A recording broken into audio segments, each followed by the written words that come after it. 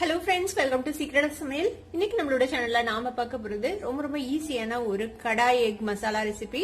ரொம்ப சிம்பிளா செய்யலாம், சீக்கிரமே ரெடி ஆயிடும். இந்த சூப்பரான ஒரு எக் கிரேவி, இது ஒரு செமி கிரேவி டைப்ல நம்ம செய்ய போறோம். சப்பாத்தி, ரோட்டி, நான் இது கூட எல்லாம் வச்சு சாப்பிடலாம், சூப்பரா இருக்கும். வீடியோக்குள்ள போறதுக்கு முன்னாடி நீங்க என்னோட சேனலுக்கு இப்பதான் முதல் முறையா வரீங்கன்னா வீடியோ கீழே இருக்க சப்ஸ்கிரைப் பட்டனை மறக்காம பிரஸ் பண்ணிக்கோங்க. பக்கத்துல இருக்கிற நோட்டிபிகேஷன் பெல்லையும் மறக்காம கிளிக் பண்ணிக்கோங்க. அப்பதான் ஃபியூச்சர் நோட்டிபிகேஷன்ஸ் உங்களுக்கு உடனே வந்து சேரும். சரி வாங்க, இப்போ டிலே பண்ணாம இந்த செம குயிக்கா ஒரு கடாய் எக் மசாலா எப்படி செய்யலாம்னு பார்க்கலாம். ஒரு 4 முட்டையை இந்த மாதிரி வேக வச்சு தோல் எடுத்து வச்சிருக்கேன். இதை வந்துட்டு நான் வந்துட்டு கீரிக்கலாம். மசாலா வந்துட்டு உள்ள ஏறதுக்காக வேண்டி கொஞ்சம் ஆழமா இந்த மாதிரி கீறி விட்டுக்கோங்க. ஒரு 4-5 கீரல் போட்டுக்கலாம். இந்த மாதிரி எல்லா முட்டையிலயும் அதே மாதிரி கீறி வச்சுக்கலாம்.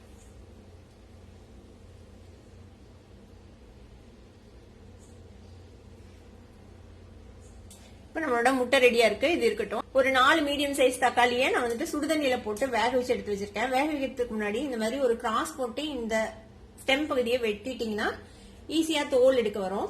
இந்த மாதிரி தோல் எடுத்துட்டு நம்ம இதை வந்துட்டு அரைச்சிக்க போறோம்.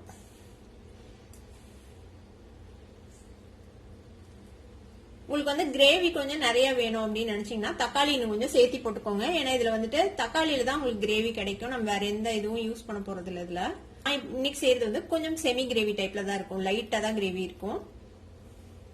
இப்ப தோல் எடுத்த இந்த தக்காளி வந்துட்டு ஒரு மிக்சி ஜார்ல மாத்தி இதை அரைச்சு எடுத்துட்டு வந்துடலாம். நல்லா நைஸா இது மாதிரி நல்லா ஸ்மூத்தான ஒரு பேஸ்டா அரைச்சு எடுத்துக்கோங்க. ஒரு வெங்காயத்தை இந்த மாதிரி பல்ப்ஸ் மாதிரி கட் பண்ணி வச்சுக்கோங்க. இந்த மாதிரி கொஞ்சம் பெருசா இதெல்லாம். அதே மாதிரி கொடமிளகா, ஒரு சின்ன சைஸ் கொடமிளகாவையும் இந்த மாதிரி கியூப்ஸா வெட்டி வச்சிருக்கேன். 2 பச்சை மிளகாவையும் கீறி வச்சிருக்கேன். கொஞ்சமா கொத்தமல்லி தலை நறுக்கி வச்சிருக்கேன். ஒரு கடாய் அடுப்புல வச்சிருக்கேன். ஒரு 1 டேபிள் ஸ்பூன் அளவுக்கு எண்ணெய் விட்டுருக்கேன். இனிமே செய்யறது ரொம்ப ஈஸி.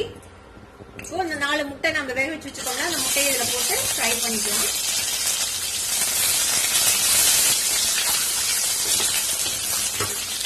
இந்த முட்டையை ஒரு ஓரமா வச்சிடுங்க. இதுல வந்துட்டு ஒரு பிரியாணி இலை இந்த மாதிரி 2 உடைச்சு வச்சிருக்கேன், அதை போட்டுக்கலாம். கூடவே 2 வரமிளகா, ஒரு அரை டீஸ்பூன் சீரகம், 2 ஏலக்காய், ஒரு சின்ன துண்டு பட்டை, 2 கிராம்பு சேர்த்திக்கோங்க. இதுல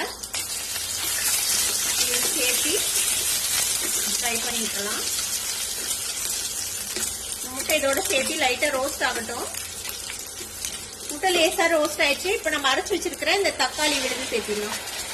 இந்த மிக்சியில கொஞ்சமா தண்ணி விட்டு அந்த தண்ணி இதுல சேர்த்திடுங்க. இது கூடவே ஒரு 1 டீஸ்பூன் இஞ்சி பூண்டு விழுது கொஞ்சமா தண்ணி விட்டு மிக்ஸ் பண்ணி வச்சிருக்கேன், அதையும் இதுல சேர்த்திடலாம். இது கூடவே மசாலா பொடி எல்லாமும் சேர்த்திடலாம். ஒரு 1/4 டீஸ்பூன் மஞ்சள் தூள் சேர்த்திக்கோங்க. காஷ்மீர் சில்லி பவுடர் சேர்த்துறேன். ஒரு டீஸ்பூன் அளவுக்கு காஷ்மீர் சில்லி பவுடர். நீங்க நார்மல் சில்லி பவுடர் சேர்த்துறீங்கன்னா உங்க காரத்துக்கு தகுந்த அளவுக்கு சேர்த்திக்கோங்க. ஒரு அரை டீஸ்பூன் சேர்த்தீங்கன்னா சரியா இருக்கும். 1 டீஸ்பூன் மல்லித்தூள் சேர்த்திக்கலாம். கிரேவிக்கு தேவையான அளவுக்கு உப்பு. இது எல்லாத்தையும் நல்லா மிக்ஸ் பண்ணி விடுங்க.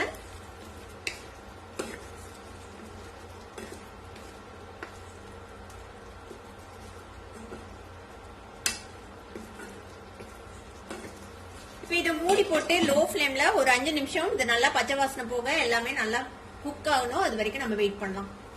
இப்போ ஒரு 5 நிமிஷம் நல்லா கொதிச்சிருக்கு. இப்போ நம்ம ஓபன் பண்ணி பார்க்கலாம். பாத்தீங்கன்னா தெரியும், எண்ணெய் பிரிஞ்சிச்சு பாருங்க. நம்ம போட்ட மசாலா எல்லாமே வந்து பச்சை வாசனை போயிருக்கும். இஞ்சி பூண்டு விழுது எல்லாத்தோட பச்சை வாசனையும் போயிருக்கும். இப்போ என்ன செய்யறோம்னா, வெட்டி வச்சிருக்கிறது எல்லாத்தையும் உள்ள சேர்த்து போறோம். 2 பச்சை மிளகாய் கீறி வச்சுட்டு அதை சேர்த்திக்கோங்க. வெங்காயம் கொஞ்சமா இந்த மாதிரி பல்ப்ஸா எடுத்து வச்சிருக்கேன், அதையும் சேர்த்திக்கலாம். கொடமிளகாய் இந்த மாதிரி கியூப்ஸா வெட்டி வச்சிருக்கோம், அதையும் சேர்த்திக்கலாம். கொத்தமல்லி தலையும் சேர்த்திடுங்க. இல்ல கூட ஒரு அரை டீஸ்பூன் அளவுக்கு கரம் மசாலா பொடி. இது கூடவே ஒரு 1.5 டேபிள் ஸ்பூன் அளவுக்கு தயிர், நல்லா ஃப்ரெஷ்ஷான தயிர், இந்த மாதிரி கெட்டியான தயிர் இந்த மாதிரி பீட் பண்ணி வச்சிருக்கேன். நல்லா பீட் பண்ண தயிர் இதுல சேர்த்திடலாம். நீங்க இதுக்கு பதிலா ஃப்ரெஷ் கிரீம் இருந்தா ஃப்ரெஷ் கிரீம் கூட சேர்த்தலாம். இல்ல ஒண்ணு கவனிச்சுக்கோங்க, தக்காளி வந்துட்டு நாட்டு தக்காளி யூஸ் பண்ணிடாதீங்க. ஹைபிரிட் தக்காளி இருக்குல்ல, அது மட்டும் யூஸ் பண்ணுங்க, அப்பதான் நல்லா இருக்கும். இல்லைன்னா ரொம்ப புளிப்பாயிடும் கிரேவி. இது எல்லாத்தையும் சேர்த்து ஒரு மிக்ஸ் பண்ணி விட்டுறலாம்.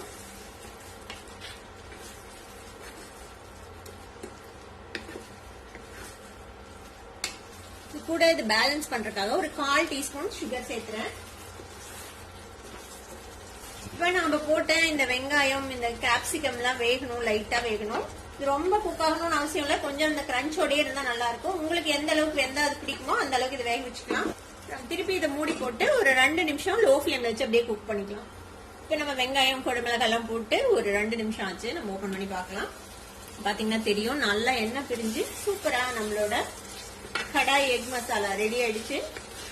அவ்வளவுதான். இதை நம்ம சர்வ் பண்ணிட வேண்டியதான். சுட சுட சப்பாத்தி, ரோட்டி, நான் எல்லாத்துக்கூடயும் ரொம்ப சூப்பரா இருக்கும் இது. அவ்வளவுதான், நம்மளோட கடாய் எக் மசாலா ரெடி ஆயிடுச்சு. அடுப்பு ஆஃப் பண்ணிடலாம். இந்த செம டேஸ்டியான கடாய் எக் மசாலாவை நீங்களும் ட்ரை பண்ணி பாருங்க. ட்ரை பண்ணி பார்த்துட்டு எப்படி இருந்தது அப்படின்னு கமெண்ட்ஸ்ல ஃபீட்பேக் கொடுங்க. இந்த வீடியோ உங்களுக்கு பிடிச்சிருந்தா சப்ஸ்கிரைப் பண்ணுங்க, பக்கத்துக்கு பெல் ஐகானை கிளிக் பண்ணுங்க. அப்பதான் என்னோட ஃபியூச்சர் நோட்டிபிகேஷன்ஸ் உங்களுக்கு உடனே வந்து சேரும். லைக் பண்ணுங்க, ஷேர் பண்ணுங்க. தேங்க்யூ ஃபார் வாட்சிங் வீடியோ வியூவர்ஸ். Bye bye.